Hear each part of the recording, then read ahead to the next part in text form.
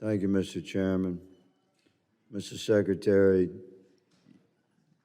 your stand in your testimony today regarding operational control of our southern border, which by any reasonable man's definition has certainly been lost.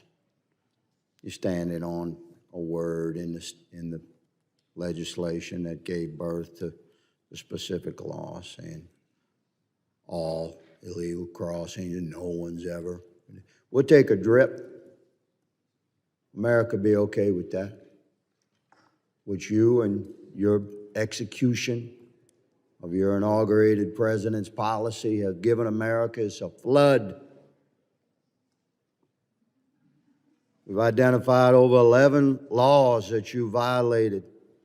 Some of the most egregious, the Secure Fence Act, 2006, concerning operational control. Immigration Nationalization Act 236, Section C, 8, U.S. Code 1226, concerning detention. INA 241, Section A, 2, U.S. Code 8, 1231, concerning detention. Immigration and Nationalization Act, Section D, 5, Alpha, 8 U.S. Code 1182, concerning parole. We've given you ample opportunity to seek some sort of honorable exit from your executive position, sir. We take no pleasure in witnessing you dismantle yourself as a fellow American before the whole country.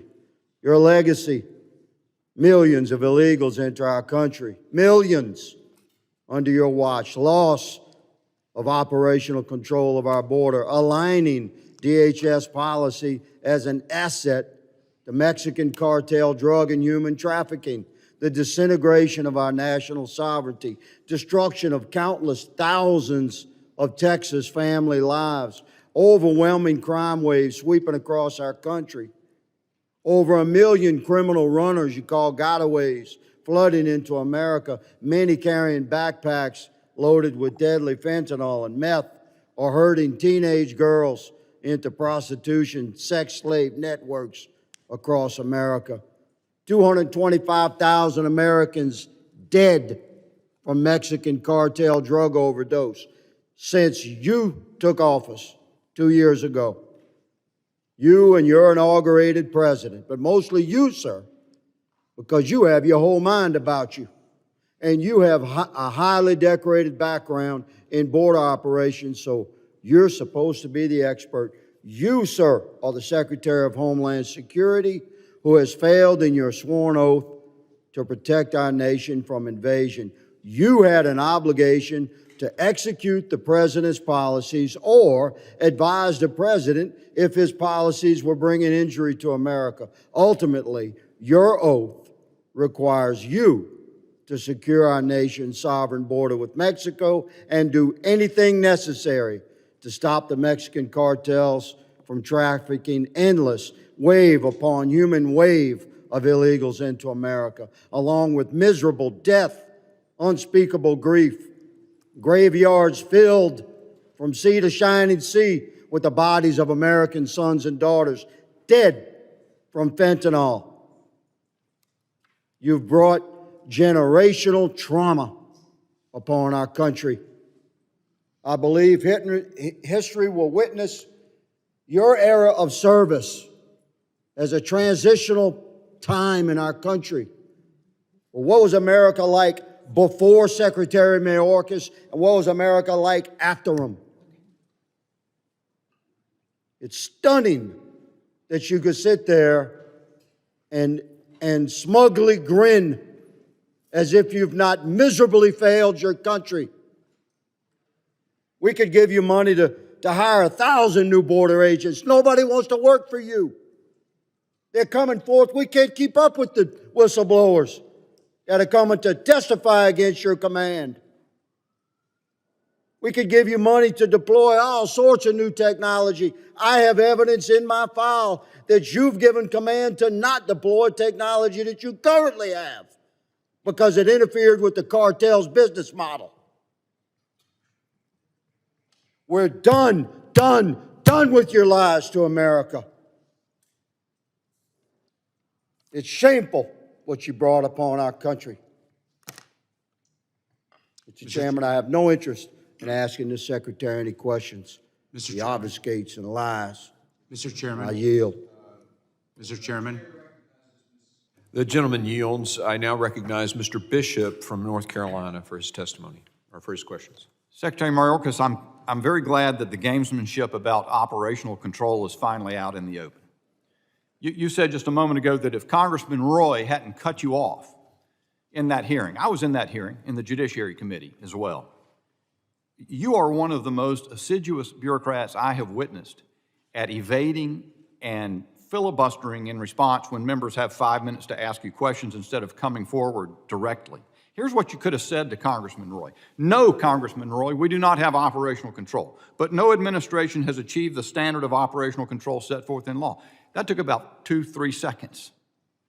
And then he could have followed up with this, and I'd like to. Secretary Mayorkas, given that illegal immigration has been setting records for your entire tenure, the fact is that under your leadership, the Department of Homeland Security is farther away from the legally mandated standard of operational control than ever. Much farther away, correct?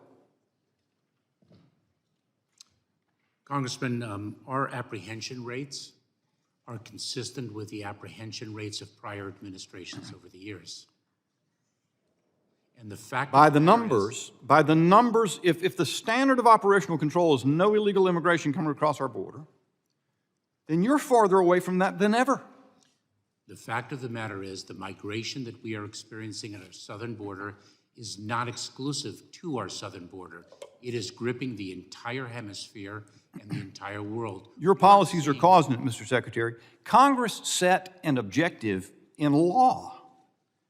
You haven't pursued it. You have pursued its opposite.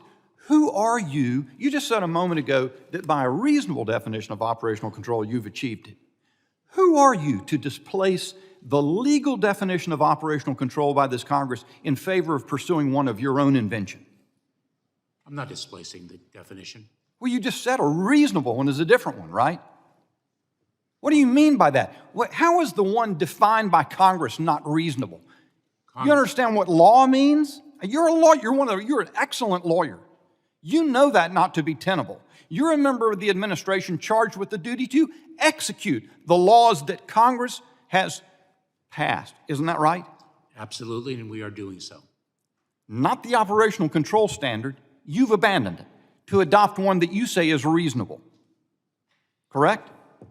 Congressman, that is a definition. You're asking me whether we enforce the laws that Congress has passed, and the answer is yes, we do. No, you don't, because Congress set forth an objective in law, and you have seen fit to disregard it.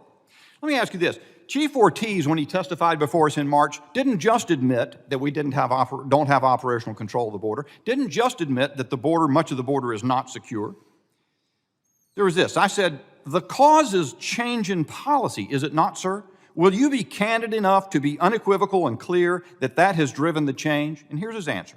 I will tell you, sir, that when I was a deputy chief and acting chief down here in 2014, a lot of people described what was happening here in South Texas as a humanitarian crisis or border crisis. And I was very candid. And I said, I think we have a bit of a policy crisis. And I still hold true that we have some policies in place where we need to ensure that the men and women out there patrolling the border, investigating these criminal cartels, are actually allowed to do their job each and every day. And I said, and their job is to detain and remove immigrants. And he said, yes, sir.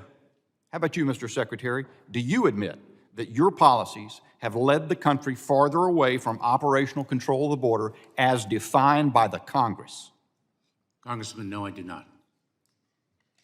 I'm not surprised. Here's your admission. Here's one of your admissions. Look at page 7 of your own written testimony. Guess what you have there? You're asking for a 342% increase in the funding for combating child exploitation. You want to know why that is? Let me tell you, because you won't tell me candidly. The reason is that your policies have led to 345,000 unaccompanied children entering this country, which now the New York Times in multiple articles has revealed what that's led to in the quality of their lives. You apparently believe this to be a game, Mr. Mayorkas. I think that's why all the acrimonious interchanges that happen over and over. Even, the last time that I asked you whether you maintain that we have operational control back in November, and you said yes, and we're trying to make it, and we're trying to do more every day. They played that on 60 Minutes. And let me tell you this, it wasn't because 60 Minutes is a fan of mine. It is because everybody of any reasonable sensibility looks at what you have been saying and what you continue to say and recognize that it blinks at reality. And you know it. You're not delusional. But you are prepared to be dishonest with this Congress repeatedly. I yield back.